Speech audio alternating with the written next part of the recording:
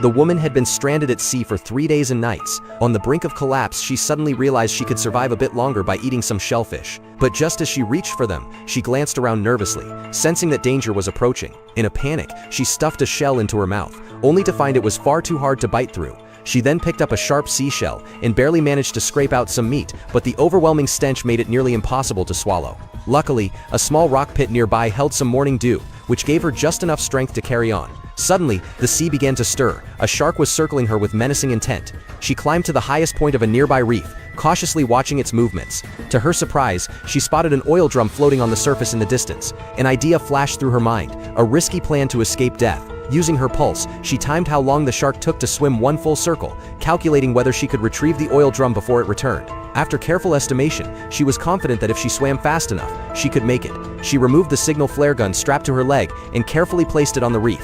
As soon as the shark swam away again, she dove into the water without hesitation. But the splash startled the shark, which charged at her with terrifying speed. She grabbed the oil drum and swam back with all her strength. By sheer luck and determination, she narrowly escaped the shark's deadly jaws.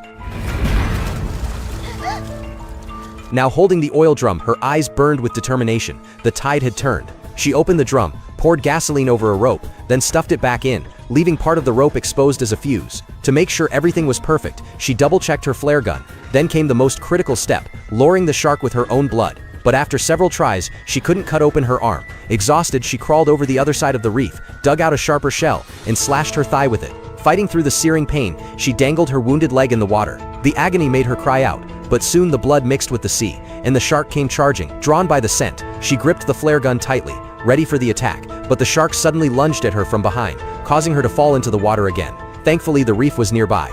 She quickly climbed back up, but the enraged shark was right behind her, its bloody jaws wide open.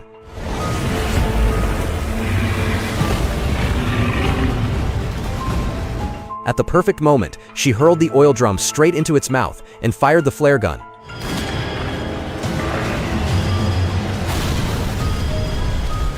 The massive blast threw her into the sea once more. The shark was blown to bits like it had been cooked alive. Having narrowly escaped death, the woman gasped for air, trembling from the adrenaline. At that moment, she spotted a ship in the distance. Overjoyed, she swam toward it with all her heart.